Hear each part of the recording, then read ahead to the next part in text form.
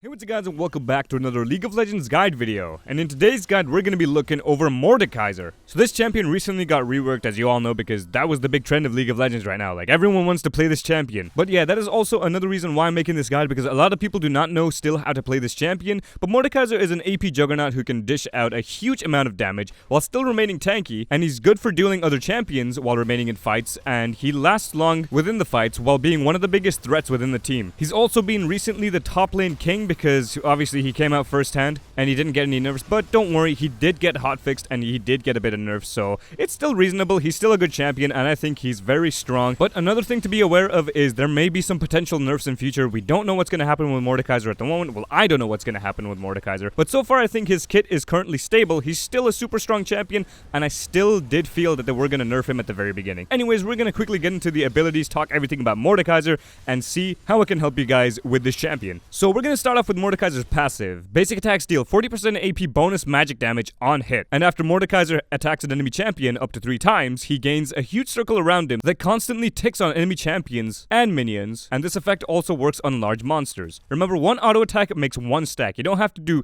3 attacks within a span of time. 1 attack is going to get you 1 stack, and they will deplete if you do leave it too long. But once you get up to 3 stacks, which will show under your health bar on your champion, then you will get the circle that comes up after it, which burns enemy champions, and it's really good to have. So next we'll move over to MORDEKAISER's Q, which is Obliterate. MORDEKAISER smashes his mace in a target area while dealing magic damage to enemies. The damage is increased if it only hits 1 enemy, and it's reduced by 75% if it's not hitting a champion. Pretty simple ability. Then we'll look at MORDEKAISER's W, which is Indestructible. MORDEKAISER stores 30% of damage he deals, along with 50% damage dealt as a potential shield, up to 30% of his max health, and to get to the main ability, on first cast he consumes all of the potential shield to shield himself for 4 seconds. The potential shield will show up under your health bar if you look at the bottom, where normally where your health is and your kit is, where you place your QWE, and it'll be indicated as the white bar under your health bar. And this will deplete over time when you're not dealing or taking damage. It depletes faster if it's closer to the ending. On second cast, MORDEKAISER consumes and heals for a percentage of the shield. And then we'll move over to MORDEKAISER's E, which is Death's Grasp. The passive of this ability grants magic penetration, and then the actual ability, MORDEKAISER pulls all enemies in the target area towards him, which deals magic damage. You can push enemies away if you cast it in front of you, but closer to your champion. It's a cool ability to help gap close onto enemies and to dish out a lot of damage. Then we're going to look at MORDEKAISER's R, which is Realm of Death. Now, this is going to be a lot to explain, so listen closely. MORDEKAISER sends an enemy to the Death Realm, which is an alternate dimension that MORDEKAISER creates within the Rift for a 1v1 battle to the death. Both players are banished to the realm, meaning enemies and allies will not be able to enter the Death Realm while they're having the 1v1 until the fight is over with a victor, or with the time of the Death Realm running out, because it runs out within 7 seconds. Players between the Rift and the realm can see each other as spirits to be aware of their location. MORDEKAISER can only select one champion to enter the realm with him. Allies and enemies will not be able to help him or the enemy champion, so they can't really interact from the other side. It's just MORDEKAISER and his victim fighting together, and everything happening within the Death Realm is hidden to other players, so you don't really see what's going on. All you see is the movement of the spirits. Within the Death Realm, MORDEKAISER reduces enemies' overall base stats by 10%. If MORDEKAISER kills his target in the realm, he consumes those potential stats from the enemy until they have respawned, and the players get sent back to the Rift after there is a victor between the 1v1 or the Death Realm time runs out, or if the enemy does dispel the Death Realm, which is like using a QSS. However, the stats will still be stolen by MORDEKAISER for the full duration. So that was a lot to take in. All you need to know is he banishes someone to the Death Realm with him. They have a 1v1. The guys on the other side can't do anything. They gotta fight to the death. It's pretty simple. So I'm just gonna quickly give you a rundown of all of his abilities, and I'm gonna quickly go through them because there is still a lot to talk about on MORDEKAISER. MORDEKAISER's Q ability is mainly used for when you're farming and when you're hitting down enemy champions. It's his base damage ability, and it's gonna help stack up your passive. Usually the combo would be E, Q, and auto attack, or the other way around. You can cast your E and then you can instantly cast Q right after it, so you get 2 damages done at once, and then you can leave an auto attack, activating your passive, which also gives you movement speed, and this will help burn enemy champions. And usually it's better to hit one target alone if you're gonna find an enemy champion, so if they're away from their minions, you should use that to your advantage and start hitting them with the Q, because it does more damage. And remember, if it's not hitting a champion, it will be reduced by 75%. MORDEKAISER's W is really useful. This is what helps him be a juggernaut, tanky, scary kind of dude, because he stores stores damage that he deals along with damage that's dealt to him. And once the bar does build up at the bottom, it can shield up to 30% of his maximum health, and he can consume that and turn it back into health. This is really good to have a Mordekaiser because when you're dueling a lot, especially in the death realm, it's gonna help you sustain yourself and keep yourself in fights. This is really good as well for when you're getting tower dived or for when you're doing big engages. But remember, the shield does deplete fast, or the white bar does deplete fast if you're not gonna use the shield or if it's just dropping down without you doing anything. Mordekaiser is really useful. It helps pull enemies towards you. Not only that, you can also pull cannon minions to you. Let's say the enemy champion had a really good freeze on you. You could get your E to pull the cannon minion and then you can Q it, which will help you secure the cannon minion. But of course, it could also be a dangerous option because if they have the lead over you and they're freezing for a reason, then you gotta be careful. You have to make sure you don't pull them instead because they might just jump on top of you. But usually your E ability will be good to pull enemy champions towards you as well, especially when they're under their own tower, because that's what makes you a big threat. But make sure you land this ability because usually this will determine your trades. And remember, it does have magic penetration. It's really good to land on top of your enemies. You can pull as many enemies as you can with that E ability. It's an area of effect pull. Or you could just have a Yasuo in your team, pull everyone and get him to ult them. You can get creative with that. And also another thing is about his E ability is you can actually push enemies away. If you cast the E ability in front of you, a little bit closer to your champion, you can actually make it go the other way because it does pull at quite some range. So you can make it pull backwards, making it push away enemy champions if they're being too much of a threat. And then Mordekaiser's R ability is basically what makes him stupidly strong and really good to have in teamfights. He can isolate champions. He can basically take them to the death realm for 7 seconds. I think it's a really cool ability. When this ability was released, I was actually super hyped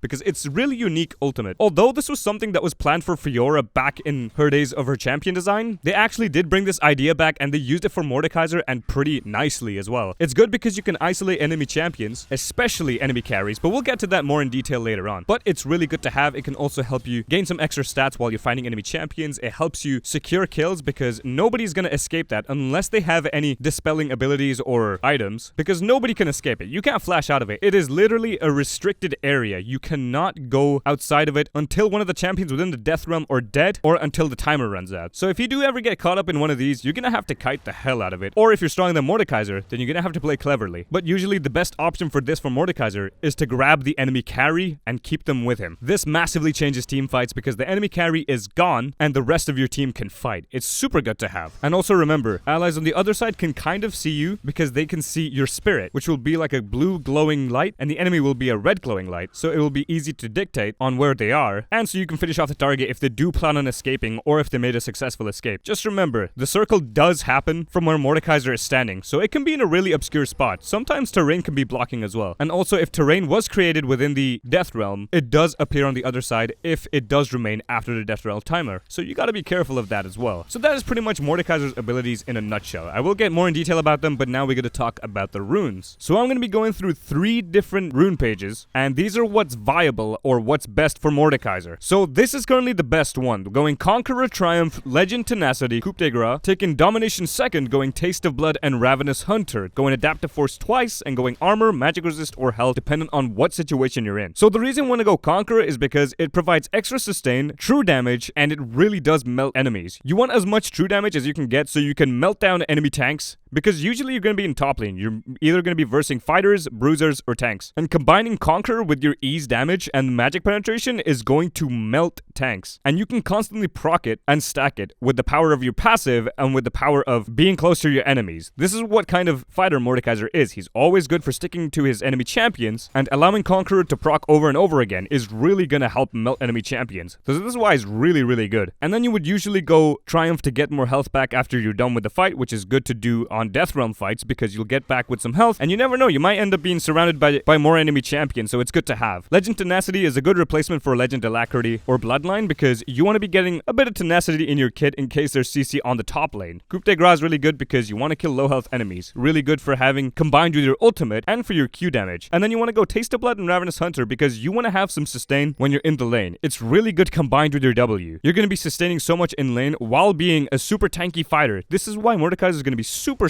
strong in the top lane as well. And then we'll look at the sorcery page, which is going Phase Rush, Nimbus Cloak, Transcendence, and Gathering Storm, taking Magical Footwear and Cosmic Insight. Phase Rush is good because it can help you stick to enemy champions. This is really good against Teemo, and I know you all want to squash Teemo. Trust me, this champion is gonna obliterate Teemo. It's also good for champions like Quinn as well. Mobile champions are really really annoying for Mordekaiser. Usually they can dodge his E because they have a dash, but having Phase Rush really does help him stick onto enemies. With his passive combined, it's going to be really, really good. Because remember, his passive is going to constantly tick as long as you're auto-attacking the hell out of enemy champions. Your passive can stay on as long as it wants, as long as you stay close to your enemy champion. And with the combined power of Nimbus Cloak, when you're pressing ulti on the enemy champion, you'll be able to stick to him very, very easily and melt them down. Even if you're missing your abilities, which is probably not what I advise, you will still do a lot of damage through your passive. Transcendence is good to go because you'll get some early CDR and you can convert more CDR into damage later on, because sometimes his build can get CDR heavy. Gathering Storm is good to have to scale throughout the game. You want more AP as you go throughout late game, because your AP does scale well with your kit. And then Magical Footwear is good to go because you can pretty much stick to your enemy champion once you have those boots. And remember, you do get passive movement speed as well, so that can be a good compensation to have before going these boots. And these boots do come in after anyway, so you'll be super fast. And then Cosmic Insight does give you extra CDR, which will be really good overall for your kit. And then lastly, we'll go for an option that is viable, it works, and it's really good against champions like Sion and Maokai. People who have a lot of health, because true damage does not cut health, it cuts resistances. So you can go Grasp of the Undying because you can constantly proc this in team fights, along with on the top lane. Shield Bash because of your W. Bone Plating so you don't get poked out like crazy. And Revitalize does also amplify your heal and shielding with your W. And then taking Legend Tenacity and Cut Down. Cut Down's good for when enemy champions do have a lot more health than you. If you think a champion like Sion or Maokai is going to be versing you, they're going to have a lot more health earlier on. Since they do build health, this is going to be a good rune to go. So that was pretty much runes in a nutshell. If you do have any other rune ideas, then go ahead and put it in the comment section below. Mordekaiser is still new, and there are going to be new rune options coming out for Mordekaiser as well. But so far, I think his Conqueror rune page has to be his best one so far. So if you're going to play Mordekaiser, stick to that one. And then we'll move over to Mordekaiser's build. So firstly, we'll be starting off with his starter items. You can either go a Doran Shield and a Healing Pot, or you can go for a more risky option, which is Dark Seal Refillable Pot. Usually you would only go this if you can guarantee your top lane win, or if you know you will stomp the enemy champion. Otherwise, do go Doran Shield and Healing Pot. It's going to be really good to sustain in the top lane and also helps farm minions. And then when you go for the first back option, you want to get a Blasting Wand, Boots, and a Ruby Crystal, because your main goal is building your core item, which is going to be Rylai's Crystal Scepter, which is why we're moving on to them. So Rylai's Crystal Scepter is going to be really good because your passive is AP. It's going to scale really well, and while you're doing damage to enemy champions with either of your abilities, you're going to be slowing the enemy champion for a lot. Rylai's Crystal Scepter's passive is super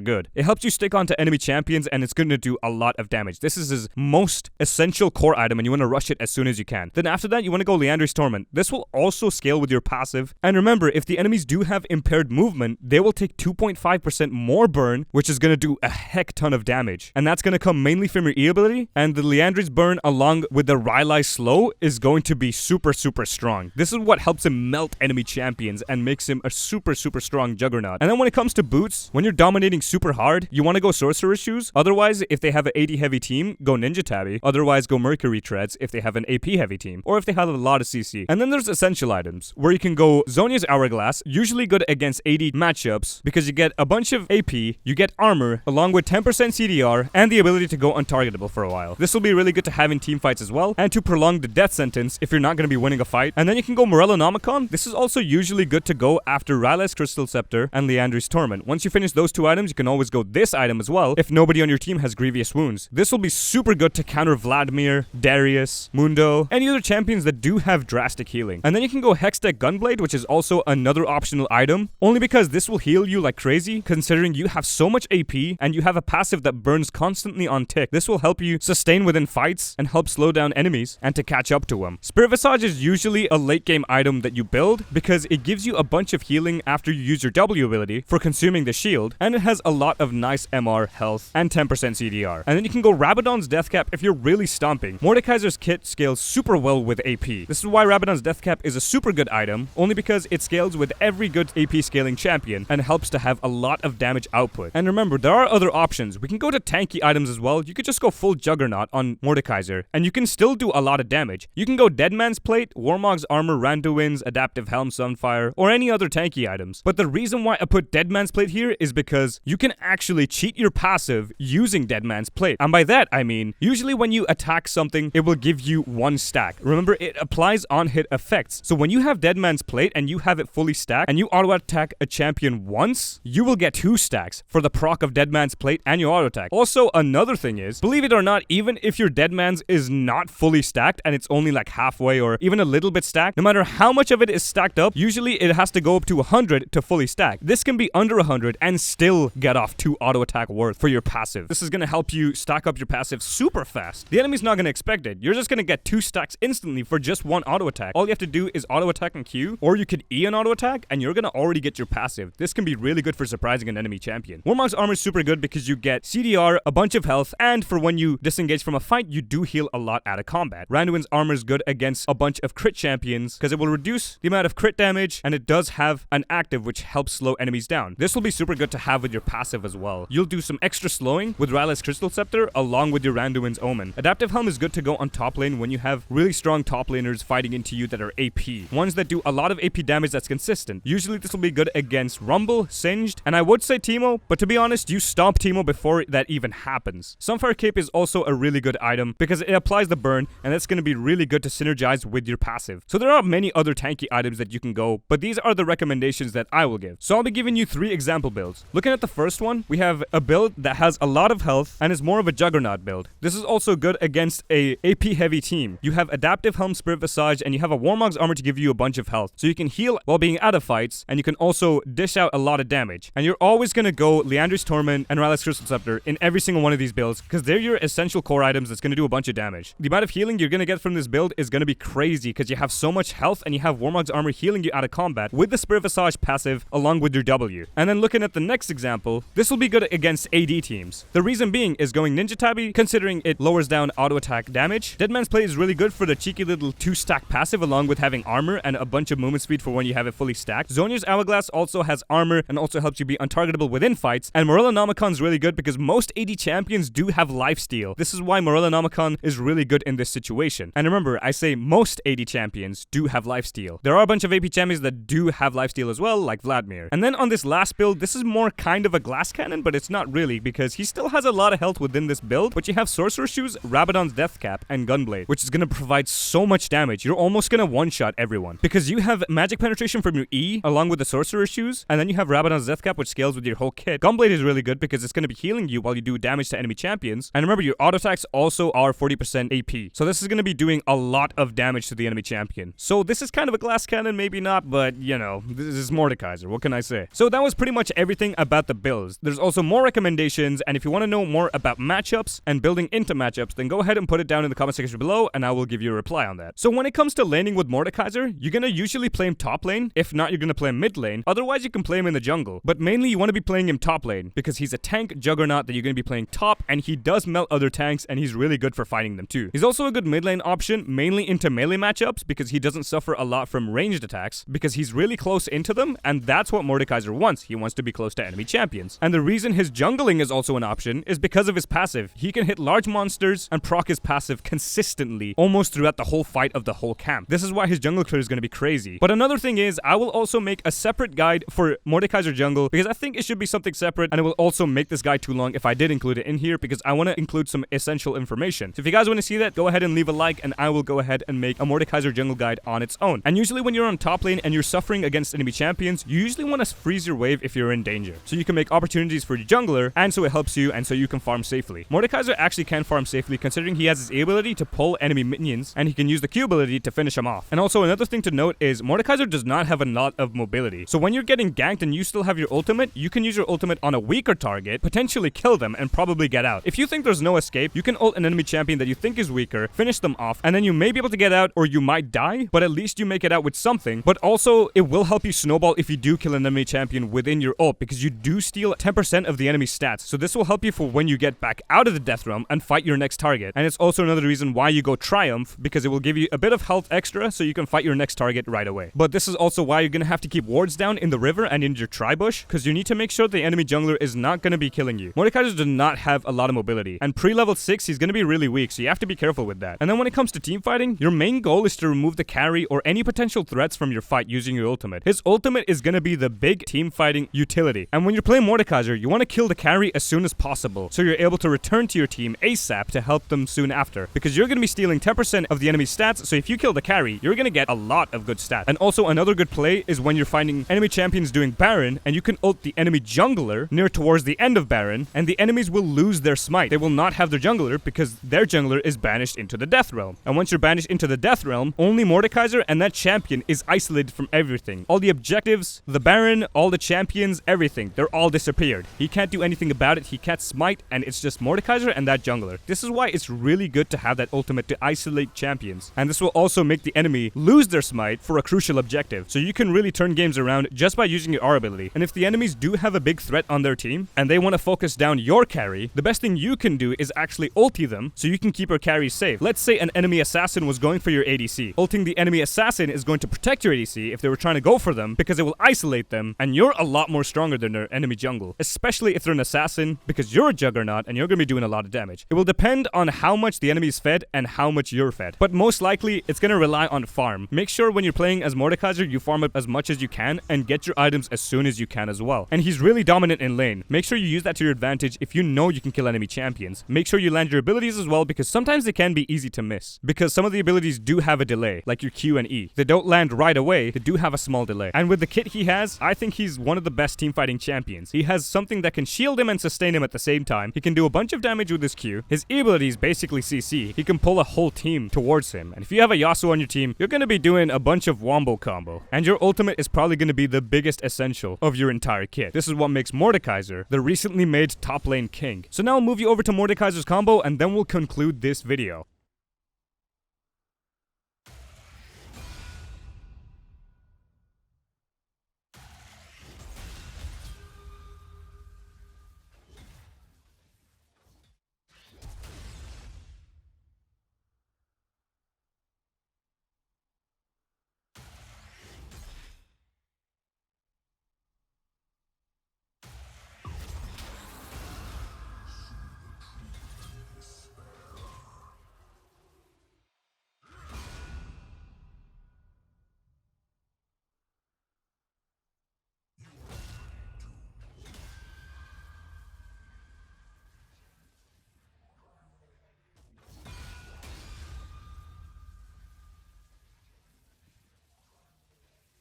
So now that we're done with Mordekaiser's combos, I'm going to be showing you his pros and cons, and then we'll conclude this video. So the pros about Mordekaiser is he has high amounts of damage while still being tanky, hence why he's a juggernaut. He has no cost of abilities, he's super strong mid towards late game, he's very easy to learn and pick up, and he has the ability to AoE pull enemy champions, which is really nice to have, good for displacing and CCing enemy champions. He can isolate enemy champions temporarily, he's very dominant in melee fights, and he consumes damage dealt and damage taken into shields and health. And there are many other pros about Mordekaiser. These are just the baselines that you can find. The cons of Mordekaiser are there is no mobility within his kit, besides from his passive, but it's not as much, considering it also did get nerfed recently. He's a lot weaker in the early game. He can be kited easily if he doesn't have a lot of movement speed, especially by champions like Vayne, Akali, or any other mobile champion that's really good at kiting. He's difficult to master, although he's easy to learn, because there are still a lot of things that you can mess up on him. So he does take a lot of practice. You're not gonna get good at him straight away, so keep practicing this champion, because even I was in this position. And you get no help in the death realm. It's just you and them. So if you did pull someone into it and you were gonna die, especially if you're having a bad game and you're not doing well, you're not always gonna win the death realm fight. This is the issue. It's only just you and them fighting. Allies don't get to help you. So this is why this can be more of a pro and con. It just depends on what situation you're in. And the death realm cannot be turned off sooner by you. The only way it can be turned off is by the victor, aka you or them winning, the timer running out, if they dispel it using QSS, and that's pretty much it. You can't turn it off yourself. Once you're in the death realm, you cannot switch it off yourself. You can't recast Aura and turn it off, because sometimes it can be a situation where you want to get out of the death realm to avoid the enemy champion, because sometimes you can regret pulling an enemy champion into the death realm. So there are many other consequences that you can look out for, but most likely you'll be using the death realm on enemy carries and enemy squishies that are really much of a threat to your entire team. But that's the best I can do for telling you his cons. So that was pretty much it. That was Mordekaiser. There are also many other things to talk about, like his matchups and everything,